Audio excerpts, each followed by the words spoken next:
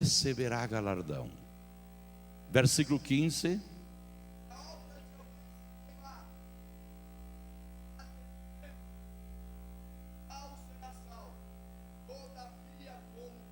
Obrigado.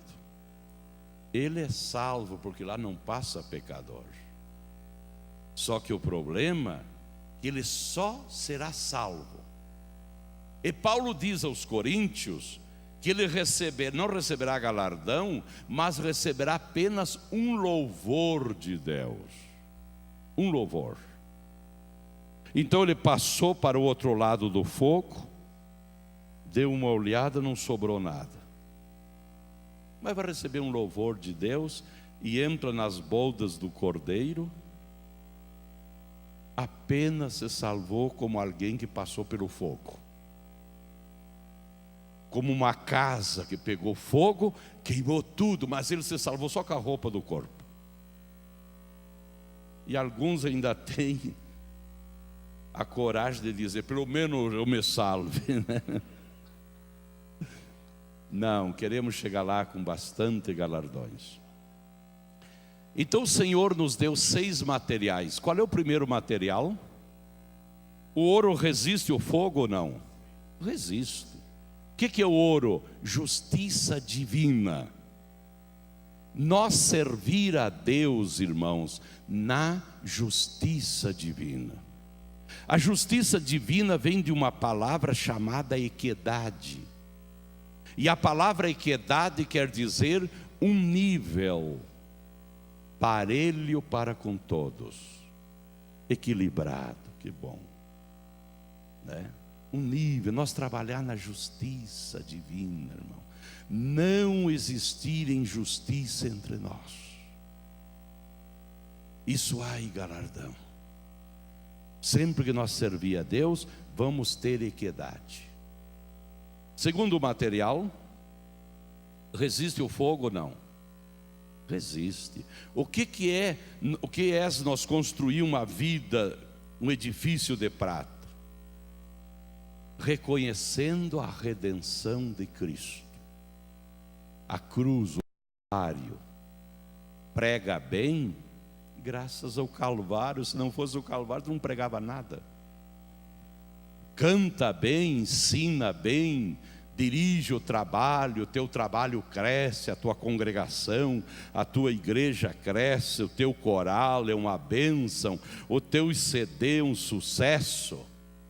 Lá dentro de você sempre tem um reconhecimento do Calvário. Se não fosse o Calvário, eu estaria aí que nem boia fria, né? Mas graças ao Calvário, a minha faculdade, a minha linda casa, a minha empresa, a minha economia, graças ao Calvário, de lá deriva tudo. Quem assim fizer, tem galardão. Todos os seus bens ele utilizou para o bem da obra de Deus. Terceiro material, pedra preciosa. Resiste o fogo ou não? Pedra preciosa resiste. O que é pedra preciosa? Um testemunho sólido. Com o nosso testemunho nós honramos a Deus ou envergonhamos a Deus. Mas um testemunho sólido, Paulo considera pedras preciosas. Esse testemunho lá na tua casa. Irmãos, tenho 5 filhos, sou feliz, não digo isso para me gloriar, mas pastor Wellington, sou o pregador da minha família, eu sou muito feliz. As minhas filhas, eu lembro-me que um dia chegou uma delas e disse: pai, hoje o senhor é o pregador? Hoje eu vou pregar. Eu vou faltar à faculdade hoje para ouvir o senhor. Eu quero ouvir meu pai. Eu saí chorando.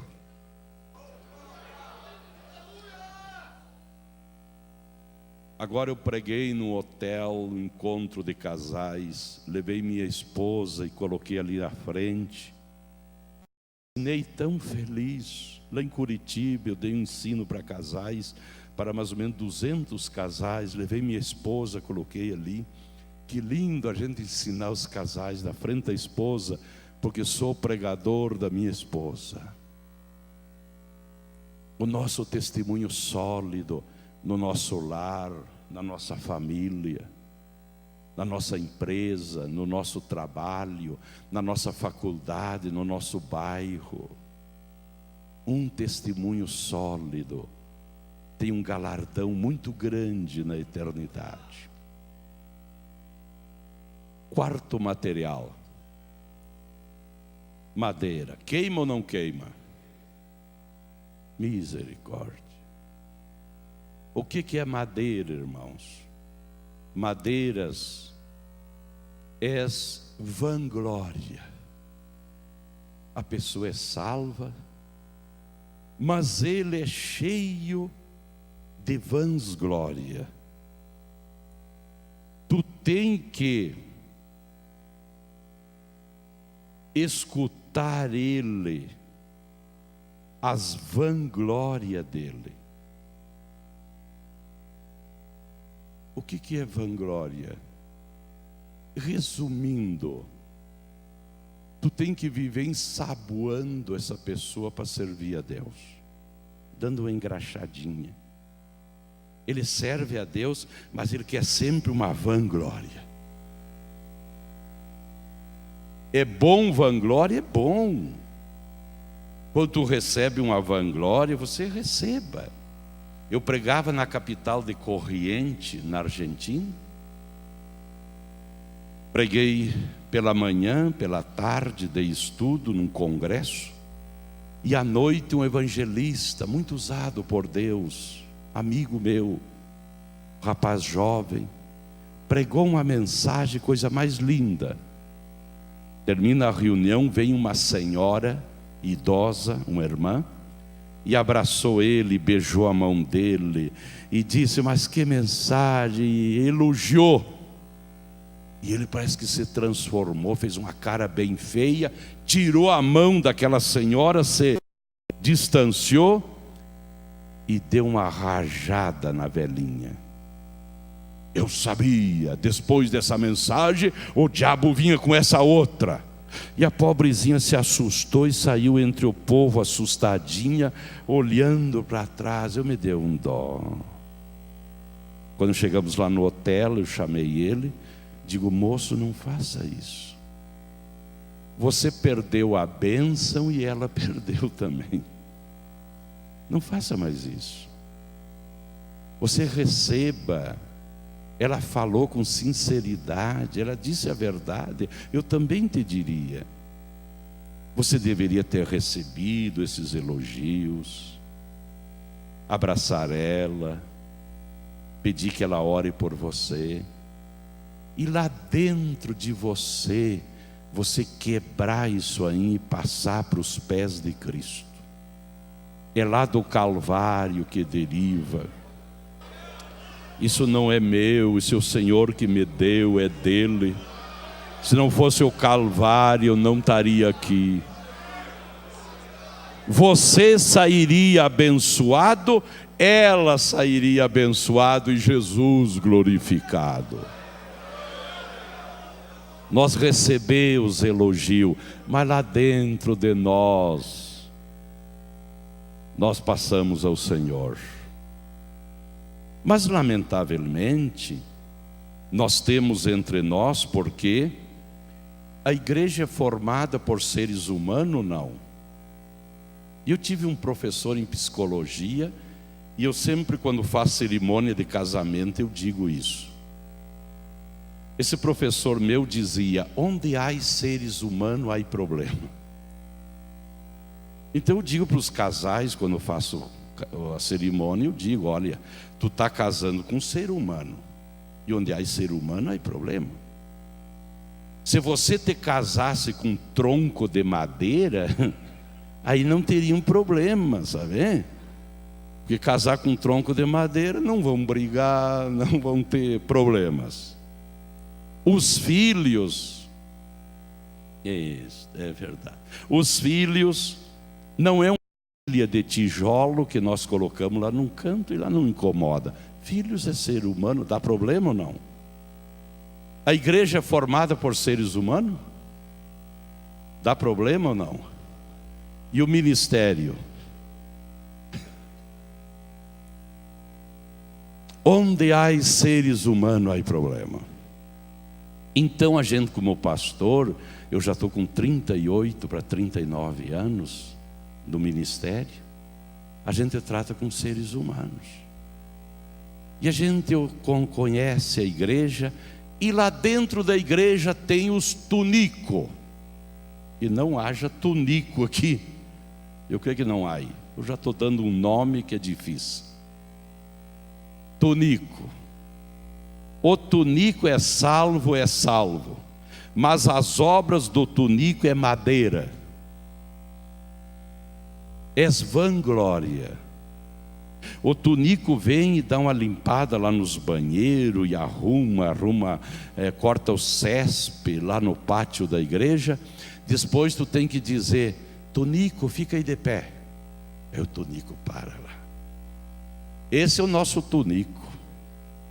Tu viu os banheiros como estão lindos? Foi o tunico que arrumou. Viu o césped aí ao lado da igreja, está bonito? Foi o tunico. Tu tem que dar uma engraxada, uma ensaboada no tunico, senão amanhã ele não faz mais.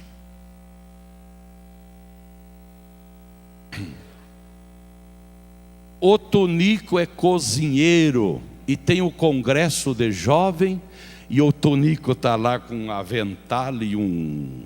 Como é que assunto coloca na cabeça? Um turbante, lá faz um gorro lá, e se queimando, e trabalha que dá gosto. Na última noite do congresso, uma porta lateral, o tunico aparece na porta lateral de avental e de gorro.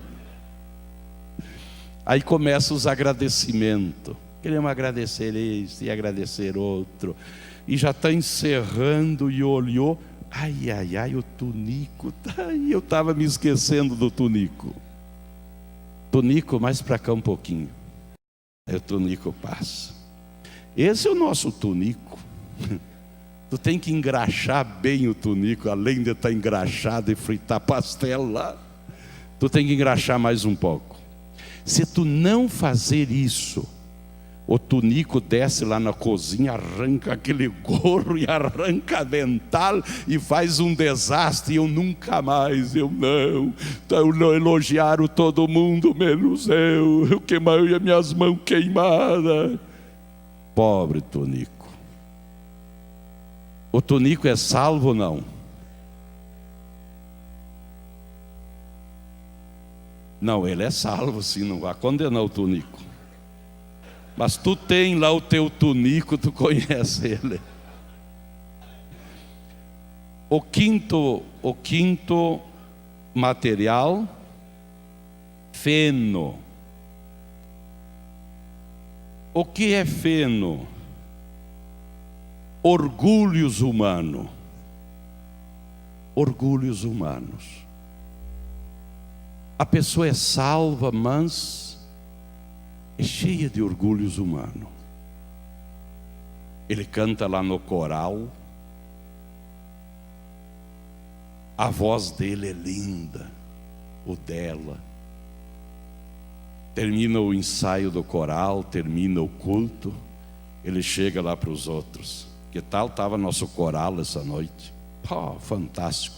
Viu a minha voz? É ela que segura o coral aí. Essas taquaras rachadas aí não passa nada, é a minha voz lá, sabe? Tu viu lá na banda o meu trombone lá? E aquilo lá cobre os erros dos outros lá, né? É salvo ou não é salvo?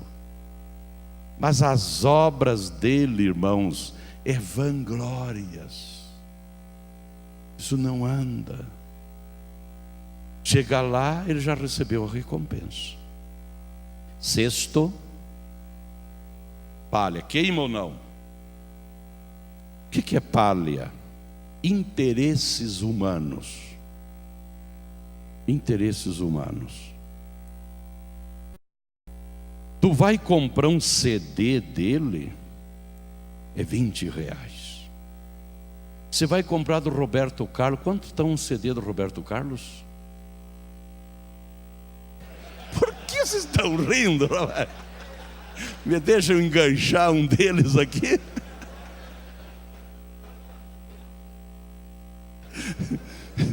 Menos mal que eles não sabem, né?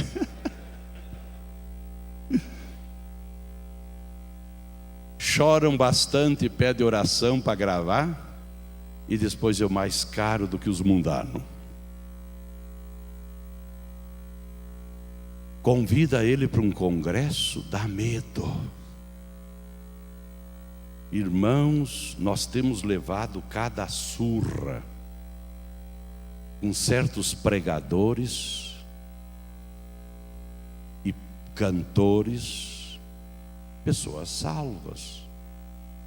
Como eu disse aqui segunda-feira, segunda-feira, chegam lá cobrando esses dias, R$4.000, o tal de cachê, cachê. E um dirigente jovem nosso lá convidou o cantor e não sabia, nunca tinha escutado essa palavra, não sabia se era de comer ou de tomar, o tal de cachê. Tantos discos. Teve um que nos deixou, frigobar, que dá medo.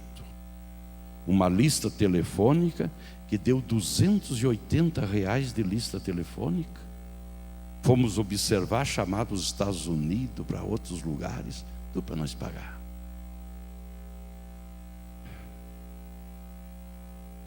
E um deles nós não ia trazer, mas daí disseram, não, para quebrar esse assunto, para eu não ir, tu tem que depositar 4.000 na minha conta, porque por quebra de contrato, quebra de palavra. Se eu correr, o bicho come, se eu parar, então tem que vir. Veio com o esposo, uma babá e um segurança, um morenão, não nada contra os morenos, mas parecia um roupeiro, no pé do púlpito ali, dá hotel, dá avião, dá tudo. É salvo ou não é salvo? É salvo, não condene eles. Só que o problema é quando chegar ali, queima. Passa para o outro lado e dá uma olhadinha, mas não sobrou nada.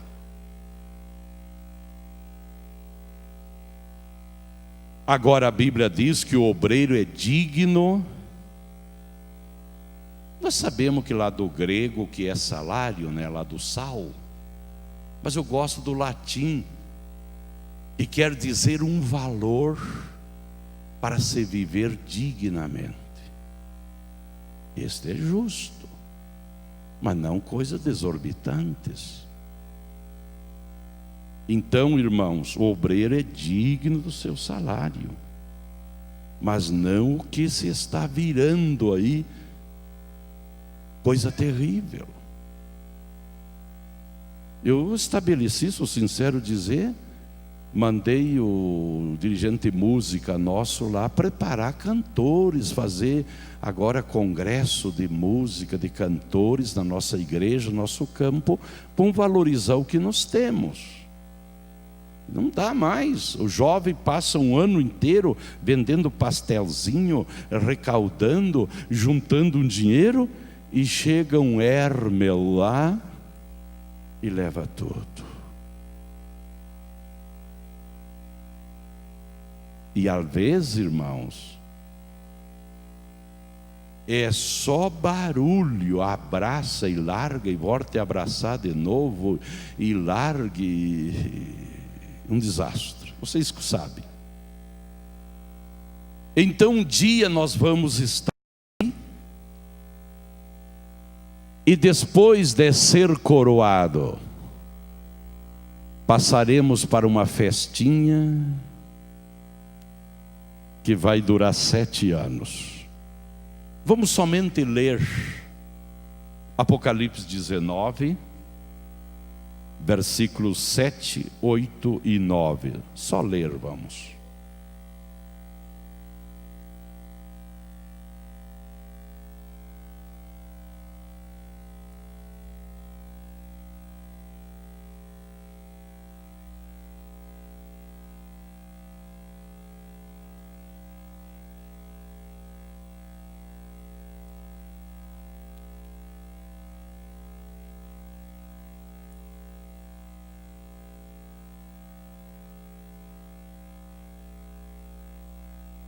Obrigado, querido. Aí nós vemos as bodas do Cordeiro. É lá nos céus. A terra nem os ares têm possibilidade para fazer estas bodas. O anfitrião é Deus, o noivo é Cristo, a noiva é a igreja. Ela será lá nos céus.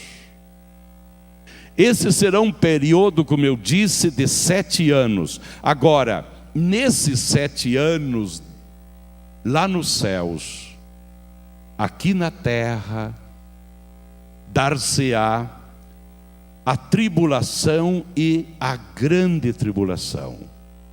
3 anos e meio, mais 3 anos e meio. Irmãos, esse mundo em que nós vivemos não tem mais arrumação. Entre o governo que entre, tem as melhores intenções que tenham, mas o Brasil não paga mais a dívida externa. Até a vinda de Jesus é cada vez pior. Isso não tem mais arrumação.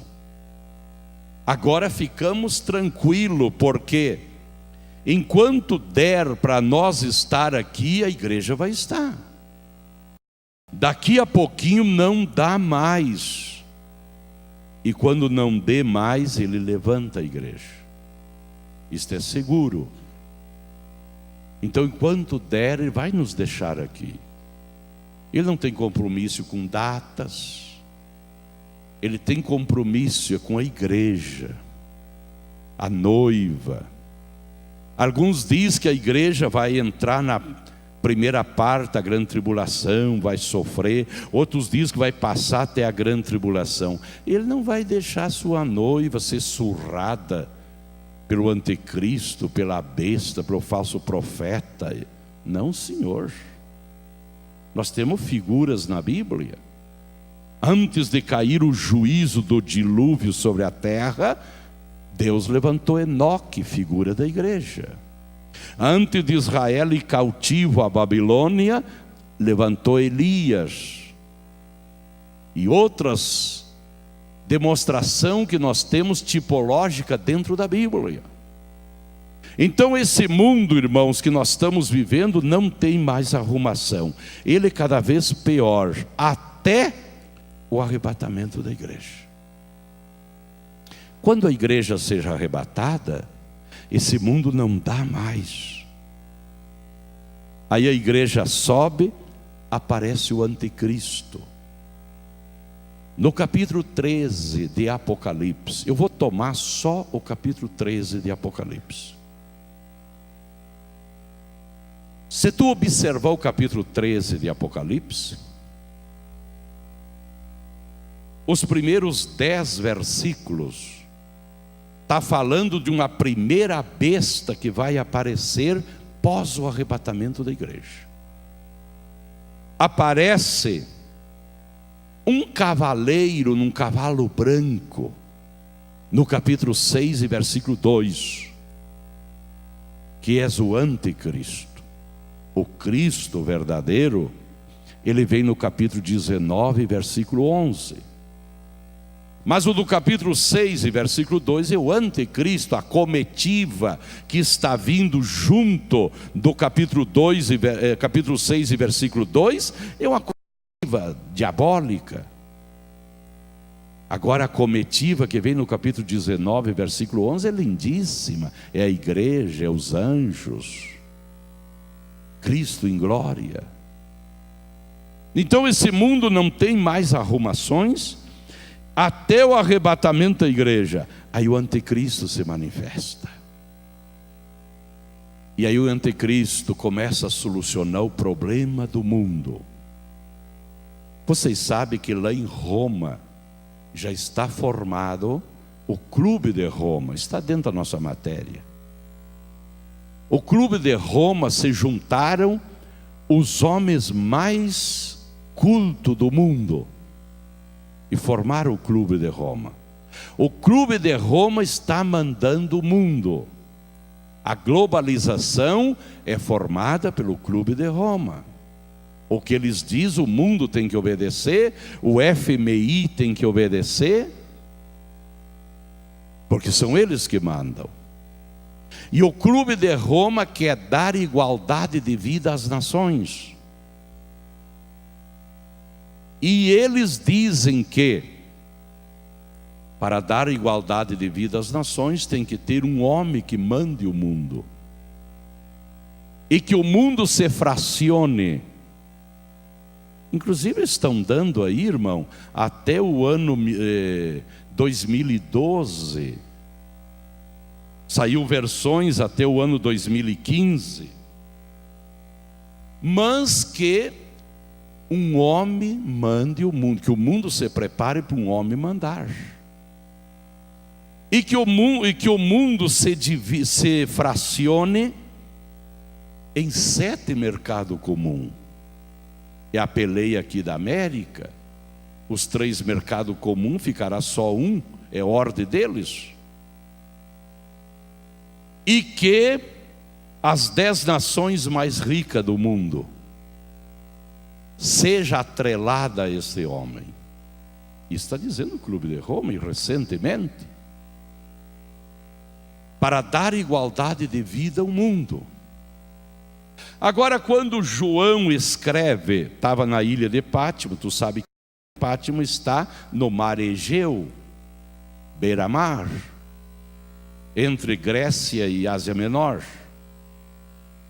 João diz: eu me coloquei nas areias do mar e vi uma besta subir da terra, do mar, com 7 cabeças e 10 chifres. E ali nos diz até o versículo 10, bonita como um leopardo. Vocês sabem que o leopardo é o animal mais lindo no andar. O leopardo enche os olhos da pessoa. Esse mundo não tem mais arrumação até o arrebatamento da igreja. Mas a igreja sobe, aparece o cavaleiro do capítulo 6, versículo 2, faz aliança com as nações, faz aliança com Israel e o árabe, vai derrubar a mesquita de Omar, mandar reconstruir o templo. A metade dos judeus vão abraçar, mas a outra metade não vão aceitar, que serão os conservadores. Já vai dividir Israel, mas vai fazer um grande governo, vai solucionar a fome, a dívida externa das nações, vai ser aplaudido como um Deus, bonita como um leopardo. Mas diz ali que quando João olhou para os pés daquela besta, era pés, sim, de urso, pesado e duro. Começa bonito como um leopardo, mas dali a pouco os pés pesado e duro. Quando olhou na boca da besta, era de um leão devorador. O que era bonito começou a ficar feio. E não bastando isso, Vem o dragão e lhe dá o poder. Quem é esse dragão? Chega Satanás e lhe dá o poder. E ele, com o poder satânico, Jesus agora está lá em cima com a igreja. Apocalipse diz que aquela cabeça ferida de morte, que lá na cruz do Calvário Jesus feriu com ferida de morte, quando a igreja seja arrebatada, aquela cabeça ferida será restaurada, curada. Dizia um pregador que na dispensação da graça, Satanás está atuando só com a cauda, porque a cabeça Jesus pisou. E com a cauda faz os crentes muitas vezes bailar num pé só. Agora pense, após o arrebatamento, ser curada esta chaga. O que quer dizer isso, pastor? Esse poder que Jesus disse, a mim é me dado, ele retoma. Satanás retoma por 7 anos. Furioso. Vai fazer proeza. E ele vai dar o poder para esta besta, que não é um bicho. Diz os teólogos que esta besta, no capítulo 13, do 1 ao 10, é um poder político-econômico, figurado numa besta. Que a igreja sobe, aparece bonita como um leopardo, mas dali a pouco começa a cair os juízos de Deus sobre a terra, e começa a se transtornar, até que chega os 3 anos e meio, e entra a guerra do Armagedon. E aí diz Jeremias que essa guerra é um mal que sairá de Israel para todo mundo. Ninguém vai comprar, ninguém vai fabricar, ninguém vai produzir. É tempo de morrer, é tempo de chorar, é tempo de fome. É tempo de juízos de Deus impressionante. O que nos diz a Bíblia. Então, irmãos, aparece a segunda besta no capítulo 11 ao 18 do capítulo 13. Desculpe, o versículo 11 ao 18 do capítulo 13.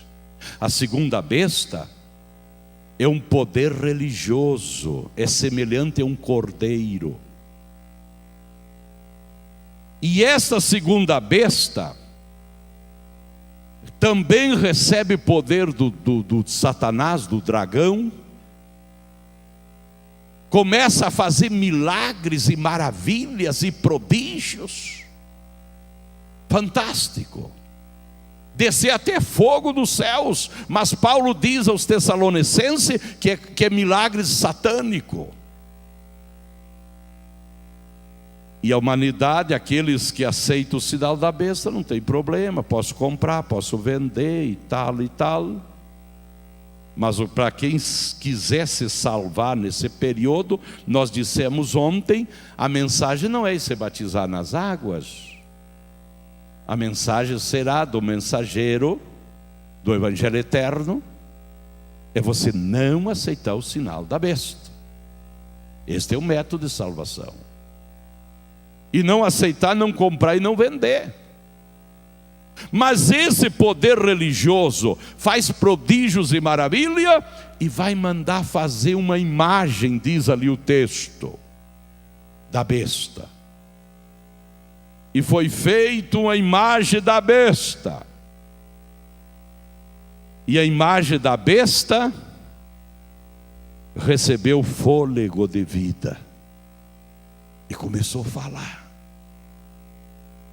E há 50 anos atrás se dizia que era literal, que se ia fabricar e seria literal uma imagem falar, receber vida. E lá na casa da pessoa, todas as casas com uma imagem falando, dizendo: marcate, vai ali, recebe o número 666, não tem mais problema. Você pode comprar, você pode vender, você pode ser atendido no médico, no hospital, você pode fazer as transações, e ir no colégio, ir no hospital, e assim você não pode. A imagem falando, assim se cria há 50 anos atrás. Mas depois chegou a televisão, e quando chegou a televisão, os ensinadores da Bíblia começaram a mudar. Agora se entende que não é literal. É que esta besta, esse poder religioso, esse grande líder religioso que vai se levantar poderosamente no mundo, vai usar os meios de comunicação, porque a imagem lá na casa falou. Se Deus mostrasse para João uma televisão e uma imagem falando, ele ia dizer: olha, eu vi um caixão com um dentro aí, não entendi nada. Mas depois, quando apareceu a televisão, se entendeu. Meios de comunicação, a mídia. Então vai usar de cá nas casas esse ministro religioso do anticristo, que é chamado falso profeta, pela televisão todo dia, contradizendo o evangelho eterno. Para que sofrer? Desculpe, irmão, e desculpe, eu me esqueci de desligar meu telefone. Para que estarem sofrendo? Para que teu filho não vai à escola? Por que está doente? Vai ali, deixa ser marcado e já você tem tudo. Mas eu, para ser salvo, eu tenho que renunciar a tudo isso. Eu já mencionei ontem. E para concluir, ele vai dizer: vai ali, seja marcado o número 666. Na sua mão direita ou na sua fronte, mas quem deixar ser marcado está perdido, não tem salvação. Será um tempo terrível. Menos mal que a igreja não está mais. Vai estar aqueles que perderam o arrebatamento, conhecedor dessas verdades, mas não se salvaram. Isso vai ser tremendo. Agora vocês observem que já há prelúdio. Aqui no Brasil, através da Monder, já 200.000 pessoas, empresários, pessoas importantes, já colocaram chips que calçou do tamanho de um grão de arroz, entrou numa posição na sua fronte e já está 200, já está passando, a última estatística que eu li, 200.000 brasileiros, a Monder já colocou, e já estão sendo controlados aonde ele estiver, seja num sequestro, ou aonde ele estiver, estão sendo controlados. Não sei se vocês, sim, devem estar a par daquele maremoto que existiu lá na Indonésia. Isso. Muitos deles tinham chips. E se descobriu a imoralidade que daquele lugar existia. E dos empresários mais famosos, os homens mais ricos do mundo, que saíam da sua cidade, até do Brasil, irmão, que isso aí não foi divulgado, mas se encontrou. E de outros países, homens famosos que desapareceram e localizaram através do chips. Saíam das suas casas, das suas famílias, do seu lugar, em negociação lá na Alemanha, vamos supor. Mas não era a Alemanha, era o ponto de prostituição que Deus não aguentou mais. E lá morreram. E se abafou muita coisa, porque através do TIPS descobriram que estavam lá. Hoje, esse TIPS não é pecado. Hoje é benéfico, mas é o prelúdio. E o que a Bíblia diz vai acontecer. Mas se o pastor e um crente poderá colocar esse TIPS hoje, pode colocar. A não ser que tu vá ficar, né? Se tu subir, esse TIPzinho aí não estorva nada. Hoje é benéfico. Agora isso, como eu disse, é um prelúdio que amanhã, ou passado, após o arrebatamento, o anticristo vai usar para o que nos parece difícil, controlar a humanidade. Quando eu fui fazer meu visto para os Estados Unidos, ter a entrevista com o cônsul aqui em São Paulo, saiu tudo bem, não tive problema. Aí ele me disse, eu vejo que o senhor, porque eu levei 3 passaportes, 2 já cheio e mais o terceiro.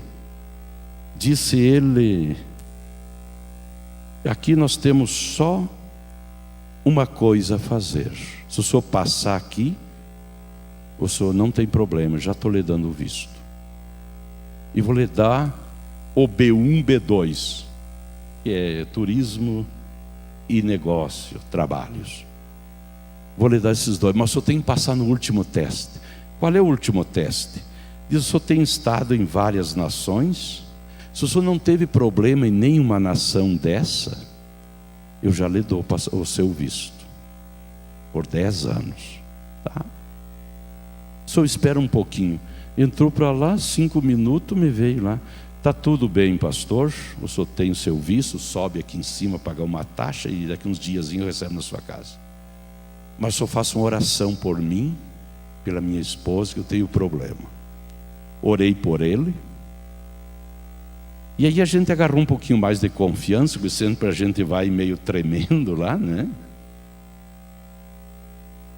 Digo, como é que o senhor descobriu esse assunto? Diz, não, eu entrei na internet, me dirigi ao centro de digitação de pessoas, inclusive eu conheço lá, e 5 minutos eu tive o senhor, para onde o senhor foi no mundo? Porque o senhor sai de um país e os dados já vai para Bruxelas. E de lá está tudo controlado. Eu só acionei lá, e aqui está a sua ficha, o senhor nunca, não tem nenhum problema em nenhum país. Estamos controlados ou não? É um prelúdio ou não é? Muito mais do que nós pensamos. Então, irmãos, a plataforma, que o relógio manda parar. A plataforma para a manifestação do anticristo está aí prontinha. É só a igreja subir para ele aparecer. O vale de ossos secos, Israel, já se juntaram. 2 minutinhos, pastor Wellington, só 2 minutinhos. O vale de ossos secos já se juntaram do dia 3 a 13 de maio de 1948. Se juntaram quando se cumpriu Isaías 60 e versículo 8. Quem são esses que voltam como nuvem de pombas, voando e sentando nas suas janelas? Quem são esta nuvem de pomba regressando nas suas janelas? Do dia 3 a 13 de maio de 1948, as Nações Unidas, liderada por um brasileiro, Oswaldo Aranha, inclusive do meu estado, facultou a volta dos judeus. Mas diz Ezequiel, no capítulo 37, houve um grande barulho, e cada osso se juntou no seu osso. Em cima de Jerusalém, Tel Aviv e Haifa. Era uma nuvem de aviões trazendo judeus, um barulho que Ezequiel disse, houve um grande barulho e os ossos começaram a se juntar. E se juntaram. E formaram a caveira, o dia 14 de maio de 1948, receberam a sua bandeira.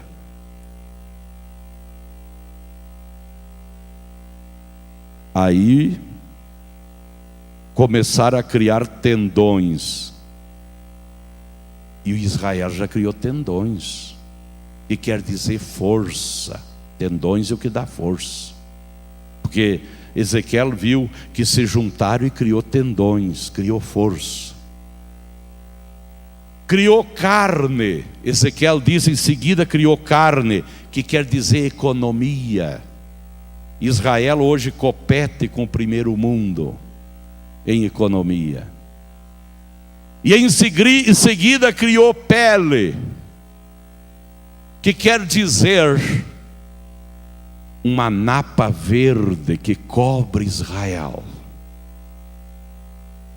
Eu estava numa entrevista com o rabino, e eu perguntei para ele, por que vocês estão entregando Belém, Hebrom, Jericó já entregaram? E ele me disse, pastor, não queremos mais guerra, esses lugares para nós é insignificante. Jerusalém morremos e não entregamos. E ademais, pastor, em seguida está vindo o nosso Messias e nos restaura todo, desde o Nilo até o Éufrates, desde o Mediterrâneo ao fundo da Arábia, nossa terra, sem guerra e sem nada. Então nós estamos perdendo, que já vamos receber. Aquilo me preocupou. Digo, como é que o Senhor me prova que o seu Messias está presto a vir? Te dou 3 exemplos. Primeiro, o nosso retorno à nossa terra. Segundo, a nossa projeção no mundo. Quem toca em nós, toca no mundo. E terceiro, o Senhor me acompanhe. Na sinagoga, subimos uma escada milenal, chegamos na cúpula, e ele me mostrou, diz, olha, 10 anos atrás, isso aqui era árido, não havia vida vegetal. 5 anos atrás, tinha 20%. Nesses últimos 5 anos, essa napa verde aí nos surpreende. E o profeta diz que quando o deserto floresça e bata a palma, o Redentor de Israel virá. Eu me arrepiei, porque para vir para eles, 7 anos antes tem que vir para nós. Eles já se juntaram, já criaram tendões, já criaram carne, já criaram pele. Mas aí um versículo, se tu olhar ali no capítulo 37 de Ezequiel, que fica entre a pele e o Espírito de Deus, fica um versículo vago. E ali estamos nós, os gentis, que Jesus tem que tirar para o Espírito de vida voltar para Israel. Mas eles estão lá prontinho, irmão. Nós estamos estorvando eles. Senhor, abençoa esse querido povo, teus queridos obreiros, toda a direção desta escola, no nome de Jesus. Amém.